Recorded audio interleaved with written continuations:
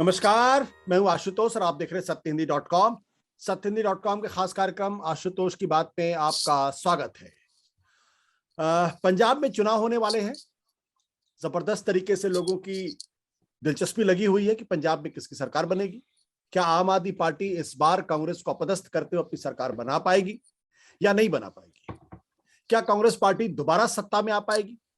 क्या अकाली दल जो पिछली बार हार गई थी इस बार कुछ प्रभावी तरीके से पंजाब के चुनाव में अपनी उपस्थिति दर्ज करा पाएगी?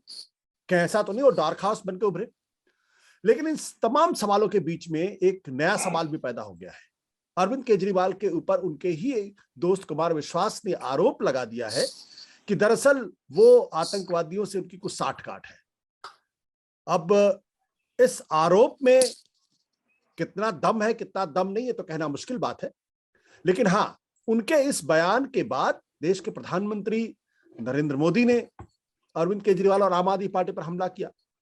कांग्रेस पार्टी के पूर्व अध्यक्ष राहुल गांधी ने हमला किया।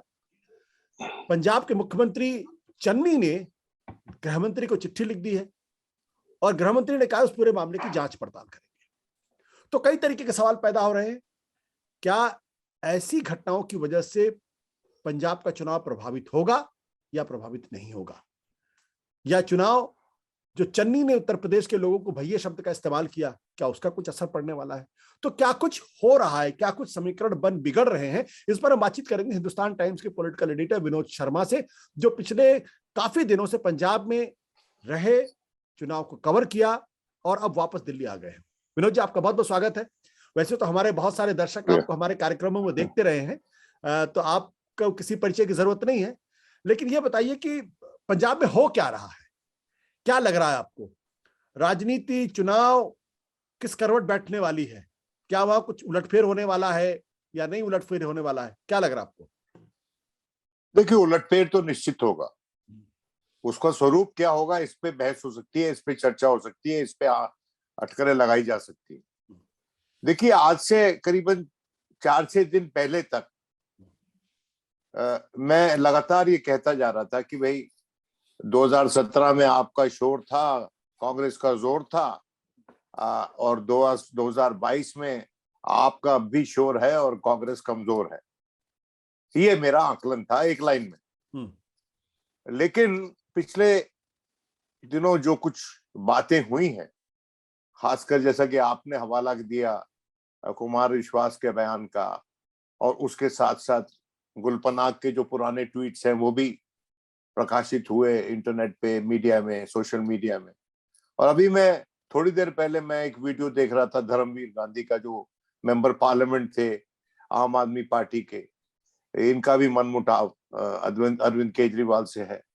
तो जो 3 लोग जिन्होंने प्रत्यक्ष रूप से खड़े होकर ये बात कही है, वो स्वयं आपकी तरह एक दिन कुछ बरस पहले आम आदमी पार्टी से संबंध रखते थे, और उसकी जो प्रतिक्रिया है वो पीएम की तरफ से आई है, होम मिनिस्टर की तरफ से आई है, अपेक्षित है कांग्रेस की तरफ से आई है, अकालियों की तरफ से आई है, जो लोग विरोधी हैं आम आदमी पार्टी के, उन सब की तरफ से आई है। बात सच है कि आम आदमी पार्टी आज के दिन एक फोर्स बनकर उभरती हुई नजर आएगी जी।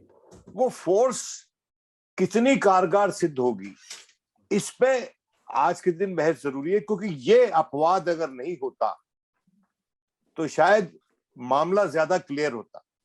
क्योंकि 2017 में आशुतोष भी मैं इलेक्शन कवर करने पंजाब गया था, और 2017 में भी मैंने देखा था कि किस तरह से आम आदमी पार्टी का जलवा था। एयरवेव्स जो थी, आम आदमी पार्टी डोमिनेट कर रही थी।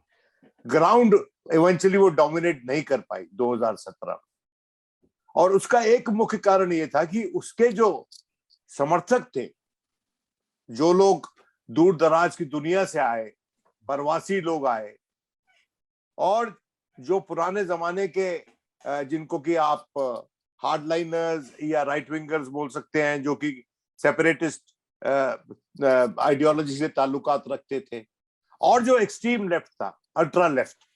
देखिए, जब खालिस्तान मूवमेंट हुई थी तो समावेश हो गया था, अल्ट्रा लेफ्ट भी जुड़ गया था जाके। तो ये लोग भी बड़े स्तर पर वहां पर आम आदमी पार्टी के पक्ष में थे। इनकी मीटिंगें हुई कि नहीं, इनके नेताओं की मीटिंगें हुई है कि नहीं, इनमें कोई लिख के अंडरस्टैंडिंग हुई है कि नहीं, मैं उस अपवाद में नहीं जाना चाहता। लेकिन इस आवाज, ये जो बड़े स्तर पे आवाज उठ रही थी उस वक्त मालवा में कम से कम मैंने ये नोटिस किया कि बहुत से जो एक वर्ग के लोग थे, जो कि हिंदू वर्ग के लोग जो थे, वो थोड़े से उत्तेजित थे।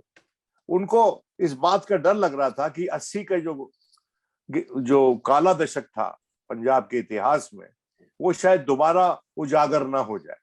और उसके चलते मेरी नजर में, और ये बात सच है, कि नुकसान हुआ आम आदमी पार्टी को। मैंने उस वक्त भी लिखा था, और ये बात गुल पनाग ने भी 18 में कही जी, 2018 में यही बात गुल पनाग ने कही। देखिए, मैं गुल पनाग को अलग दृष्टि से देखता हूं। गुल पनाग का जो परिवार वो अटारी से आता है, वो बॉर्डर से एरिया से आती हैं, उनके पिताश्री फौज में रहे हैं, और वो कोई हार्ड बॉइल्ड पॉलिटिशियन नहीं है। वो एक एक्टिविस्ट के तौर पे राजनीति में आई, उनकी बात नहीं बनी और वो अलग से अब हैं। लेकिन उनका ये कहना कि ये लोग नहीं समझते थे शायद पंजाब को, और उनको लगता था कि ये सेपरेटिस्ट का इलेक्टोरल वेट होगा, जो गलत आकलन था। तो उसके चलते ये जो रोमांटिसिज्म था, इसके चलते नुकसान हुआ।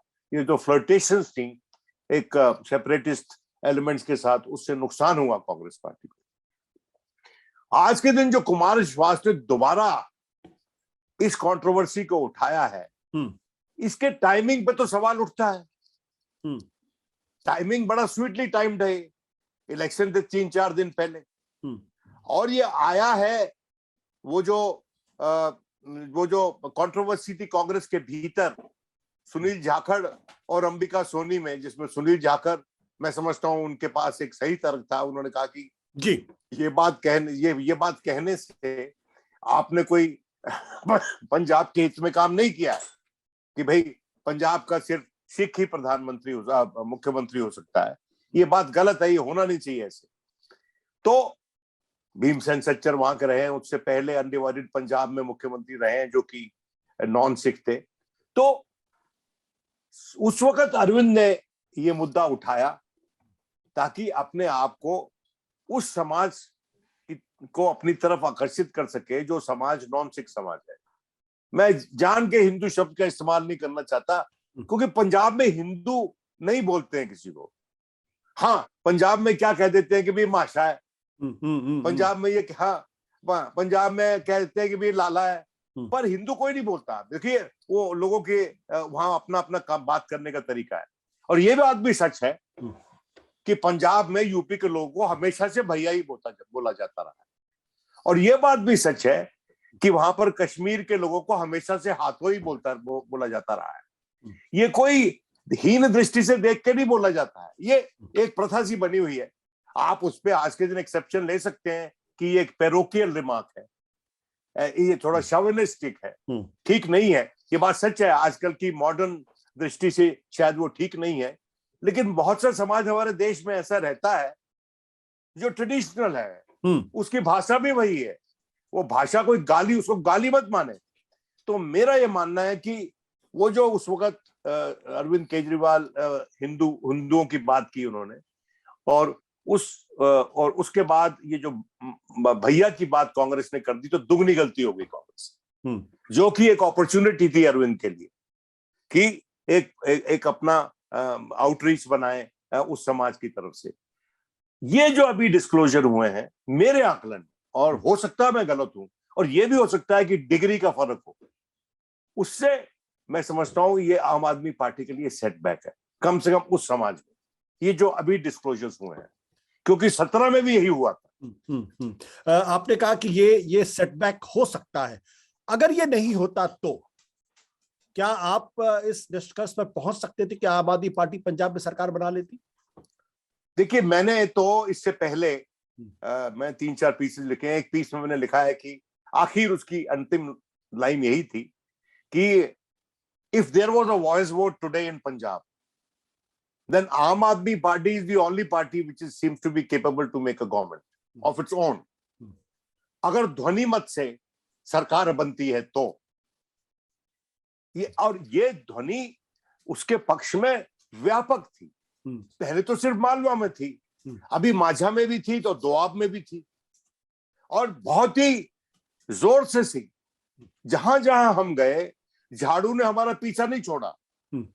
और आशुतोष, मैं सच्चाई तुम्हें बताऊं कि हम पूछते थे कि भाई कैंडिडेट कौन है, कहते कैंडिडेट छठो थी, वोट झाड़ू नो। अब ये जो स्थिति है, when the vote is for the party, candidate के लिए नहीं है, ये तो गोल्डन मूवमेंट है किसी भी पॉलिटिकल पार्टी के लिए।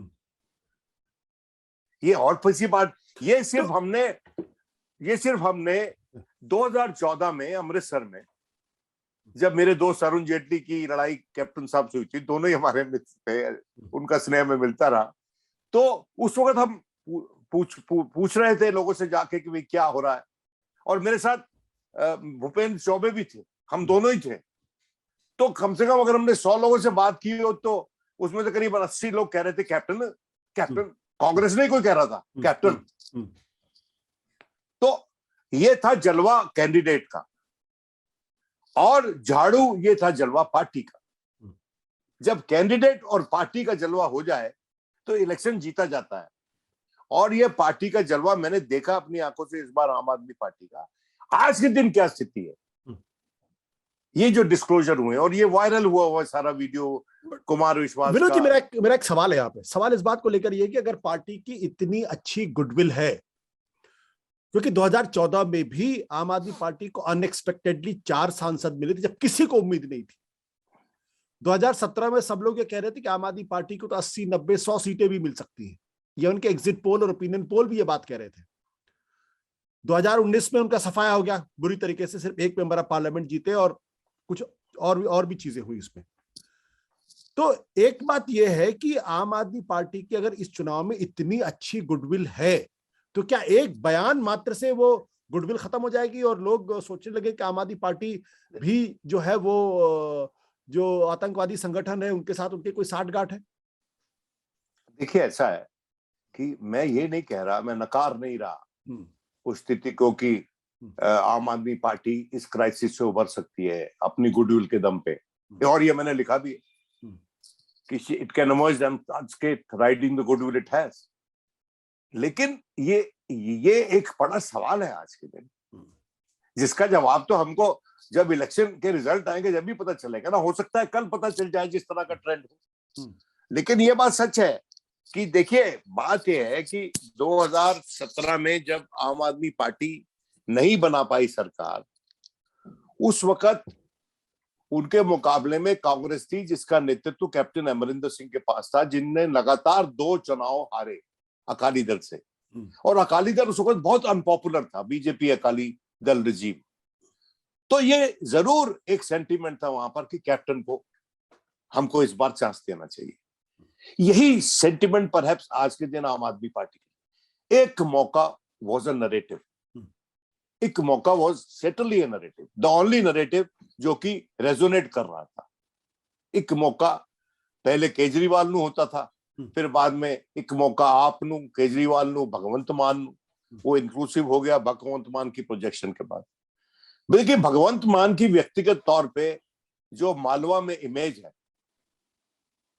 देखिए मैंने अभी हाल ही में एक ट्वीट किया था कि Sukhbir Badal एक्सूड्स authority, Channi एक्सूड्स humility and भगवंत मान एक्सूड्स रॉ सिंपलिसिटी। उसकी जो रॉ सिंपलिसिटी है और उसकी जो अम्बिलिकल कॉर्ड वहां दबी हुई है मालवा में, क्योंकि वहां का ही बच्चा है वो, उसका एक रेजोनेंस है।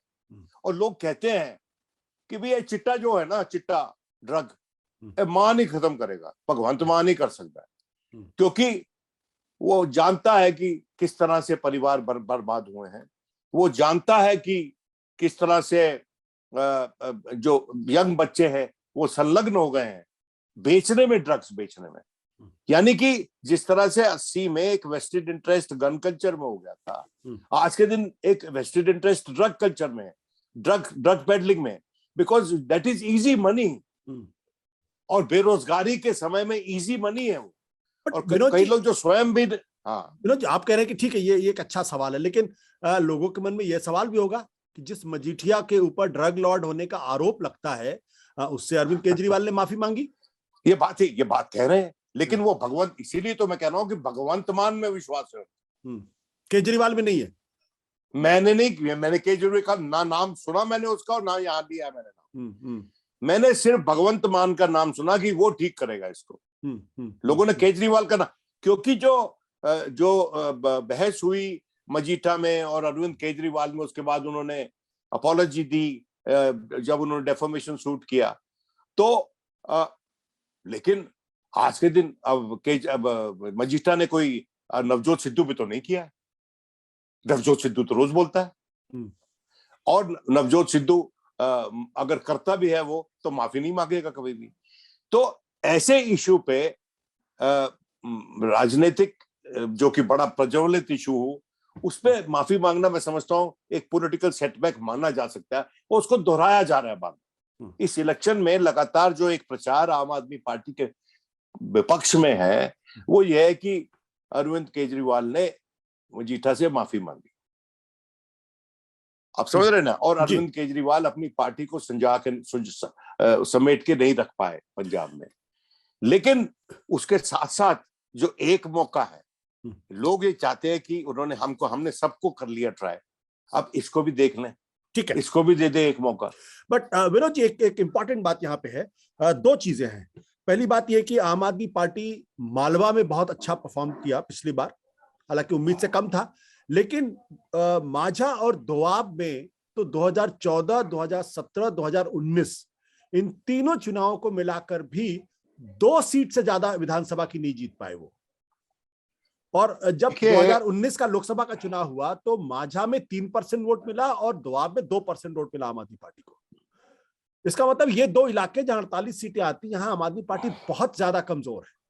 क्या इस बार उसने कुछ ऐसा किया जिससे कि उनकी जो कमजोरी है वो ठीक हो पाए ऑर्गेनाइजेशनली? है या थी?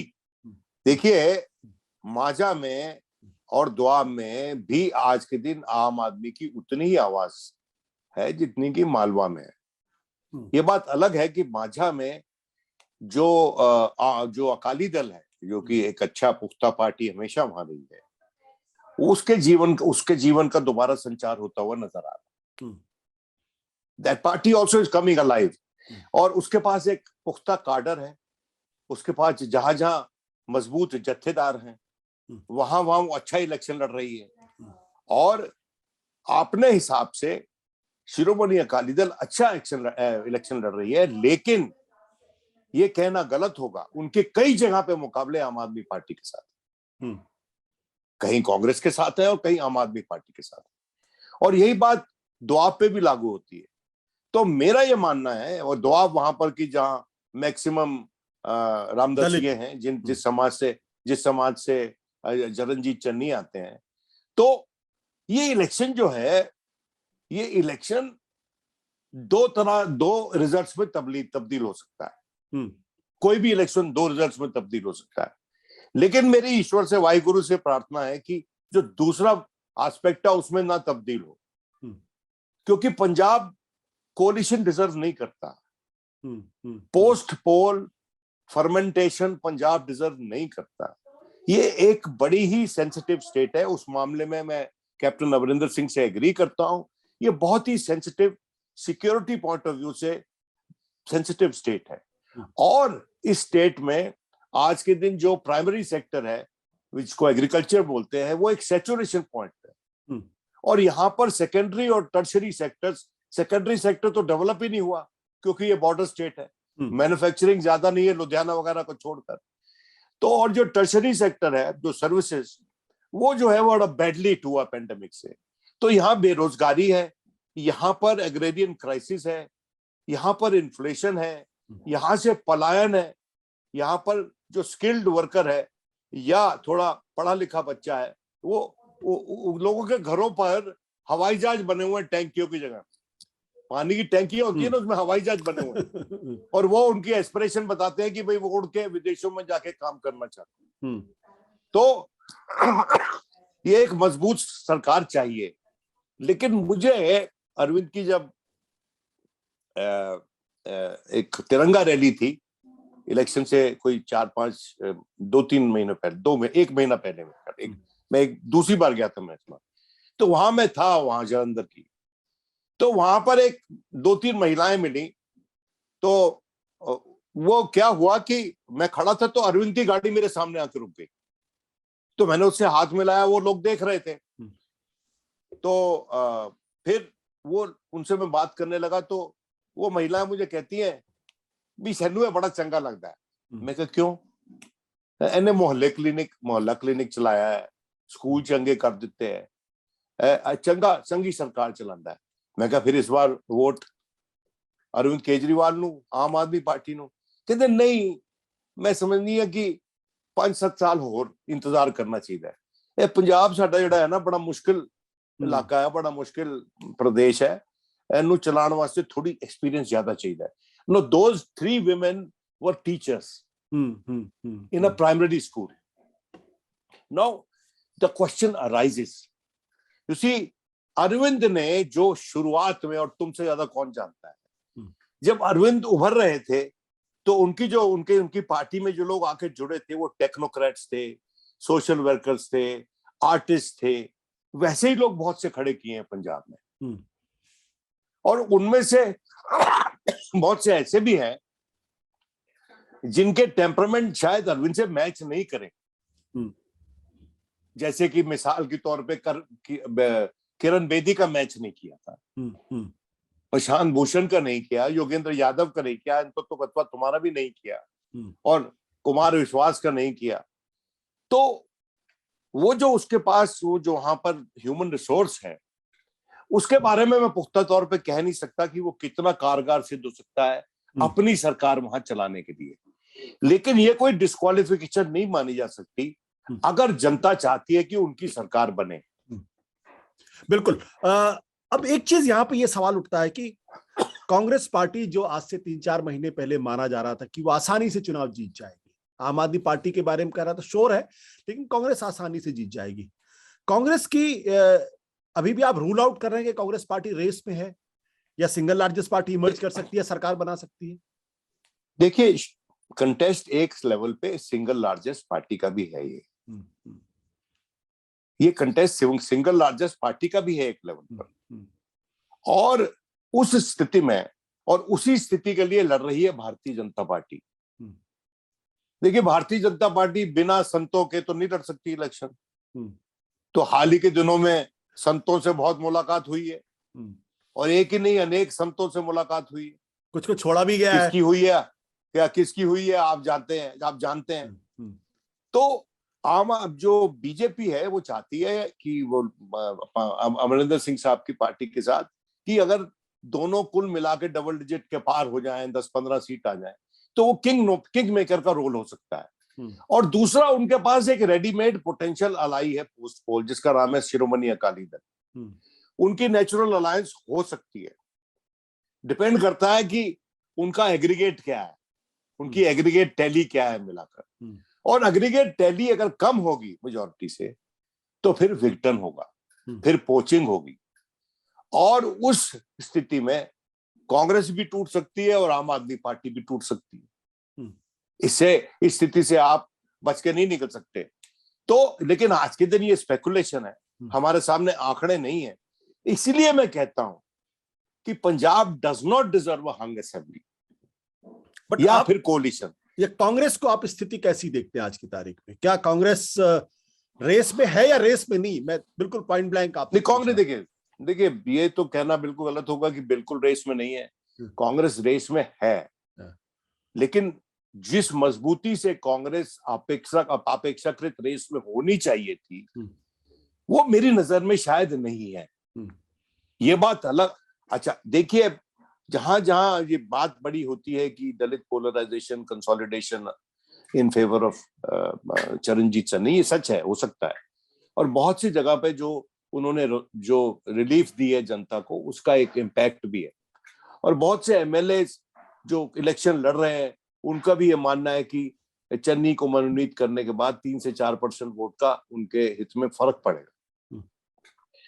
लेकिन ये जो आज के दिन जो वहां पर व्यू रचना है और जो उनकी चैलेंज है कांग्रेस का, वो चैलेंज बहुत ज्यादा मजबूत हो सकता था।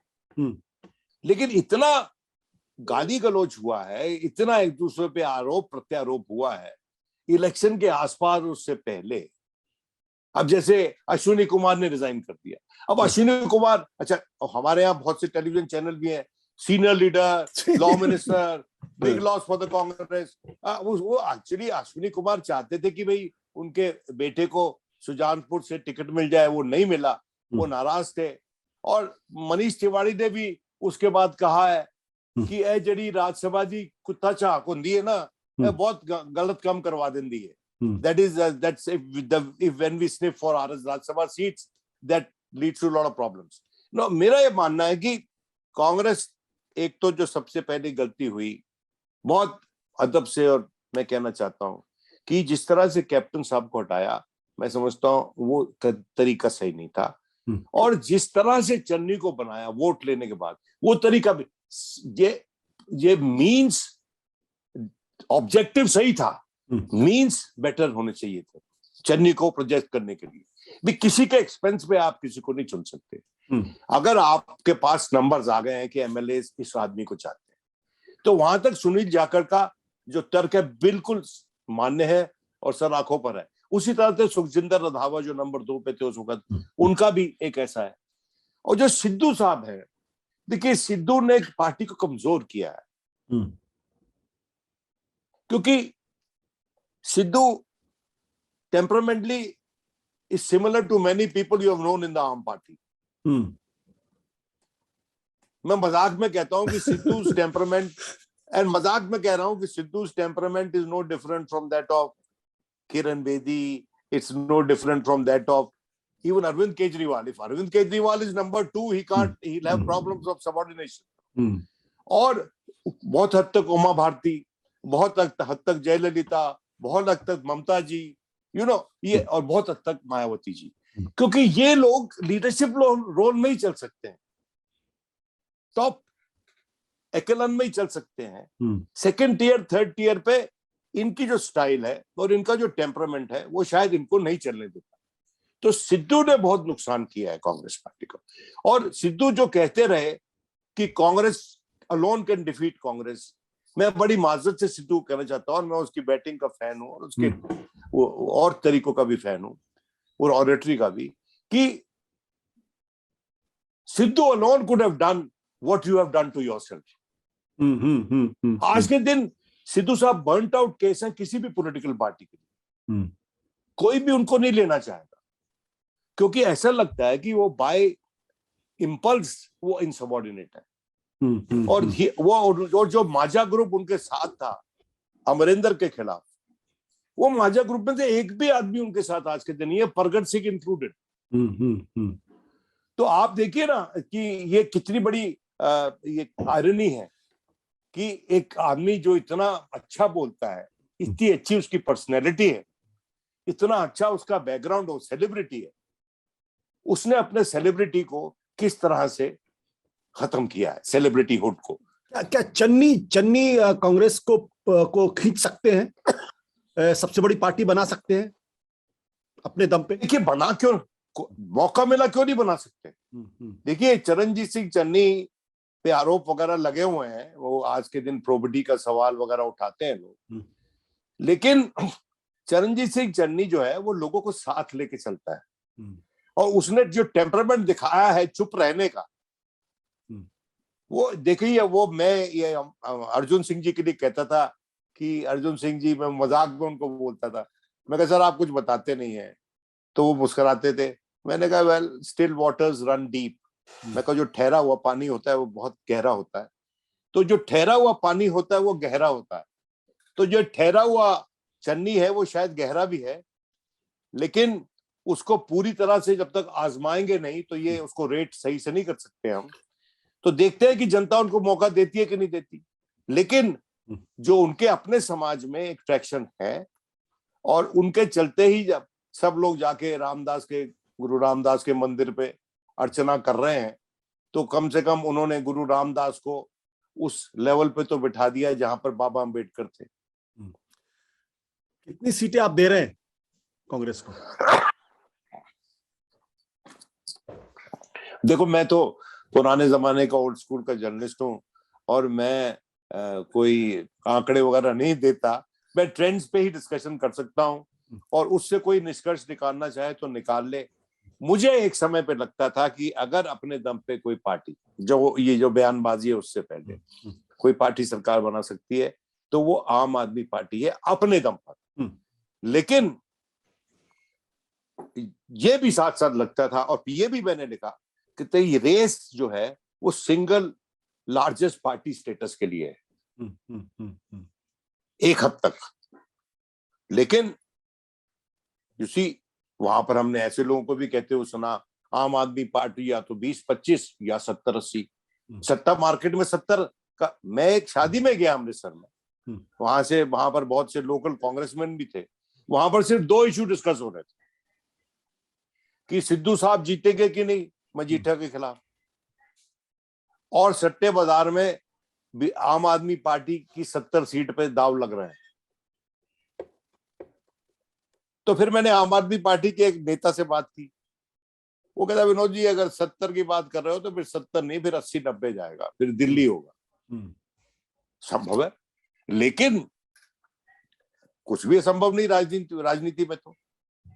लेकिन देखना यह है कि 20 तारीख को क्या होता है।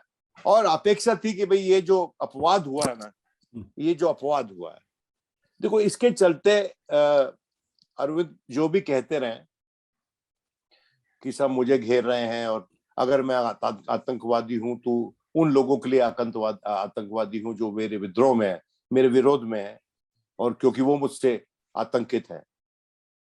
लेकिन पब्लिक परसेप्शन एक चीज होती है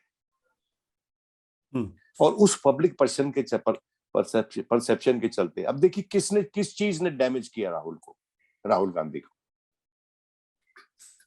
जो उनके एक समय में सहयोगी थे, उनके जो बयानबाजी हुई उसने किया ना डैमेज काफी हद तक। तो आज के दिन जो अरविंद के साथ हो रहा है, और मैं कोई कंपैरिजन नहीं कर रहा 2 इंडिविजुअल्स में, लेकिन 2 सिचुएशंस में ये कंपैरिजन है, वो वैसा ही है कुछ। कम से कम पंजाब में कुमार विश्वास, धर्मवीर गांधी एंड कुल पनाग, और अब क्या पता अभी तक शाम तक कोई और भी बोलना शुरू कर दे। और मैं समझता हूं कि ये जो, और अभी तक उसको फ्रंटली एड्रेस नहीं किया अरविंद ने, ये नहीं कहा है कि ऐसी कोई बातचीत नहीं हुई। और अगर ये वो उनको कह देना चाहिए मेरा ख्याल है, या उनको ये कह देना चाहिए जो कुमार विश्वास कह रहे हैं कि मैं किसी भी सेपरेटिस्ट आइडियोलॉजी का एडवोकेट नहीं हो सकता।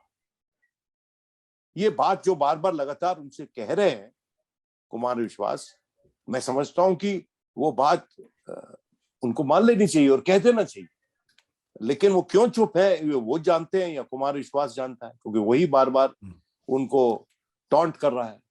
और मैं नहीं समझता हूँ कि ये दोनों एक साथ ऐसे अच्छे लगते थे। और ये पार्टी जो तुम्हारी थी उसमें ऐसे ऐसे बढ़िया लोग थे एक टाइम पर। अब मुझे लगता है कि बातचीत को खत्म करने का वक्त आ गया है, क्योंकि आप जहां पे लेके जा रहे हैं वहां मुझे भी कुछ ना कुछ बोलना पड़ेगा और मैं बोलना नहीं चाहता। तो तुम बताओ ना, तुम्हें ये बात जो, तो अच्छा ये बात बता दो। अच्छा देखो आशुतोष, ये तो दोस्ती की बात है और ईमानदारी की बात है। कभी कभी हम भी ये can be A conversation rather than an interview, कि मैं ये पूछना चाहता हूँ कि जो कुमार विश्वास कह रहा है वो बात क्या तुम्हें जचती है? विनोद जी, मैं इस पर कुछ नहीं बोलूंगा। उसमें तथ्य हो सकता है, नहीं, मैं कुछ नहीं बोलूंगा, क्योंकि मैं कुछ भी बोलूंगा तो वो खबर बनेगी। और मैं राजनीति चुनाव के एक दिन पहले मैं फुटबॉल नहीं बनना चाहता, कोई मेरा इस्तेमाल करे इस पक्ष में उस पक्ष में, इसलिए मैं नहीं बोला। बहुत सारे लोगों ने मुझे कांटेक्ट किया, मैं आपसे ईमानदारी से कह रहा हूं, और चूंकि ये बातचीत हमारी आपकी चल रही है और सब रिकॉर्डेड है, बहुत सारे लोगों ने मुझे कांटेक्ट किया, मुझे कहा कि आप इस पे बोलिए। तो मैंने टीवी चैनल्स पे भी साफ कह दिया कि मैं इस पे नहीं बोलूंगा, ना इस पक्ष में ना उस पक्ष में, क्योंकि मैं कुछ भी कहूंगा उसका राजनीतिक इस्तेमाल होगा और मैं राजनीतिक इस्तेमाल होने के लिए फिलहाल तैयार नहीं हूं। हाँ, मेरे अपने विचार हैं, कभी उसको उजागर करूंगा। विनोद जी, इसलिए माफी चाहता हूं आपसे, आप मेरे बड़े भाई हैं और आप समझते हैं जो बहुत ट्रिकी सिचुएशन। हाँ, बहुत बहुत शुक्रिया, धन्यवाद सर, थैंक यू सर। सत्य हिंदी का ऐप डाउनलोड करें गूगल प्ले स्टोर पर।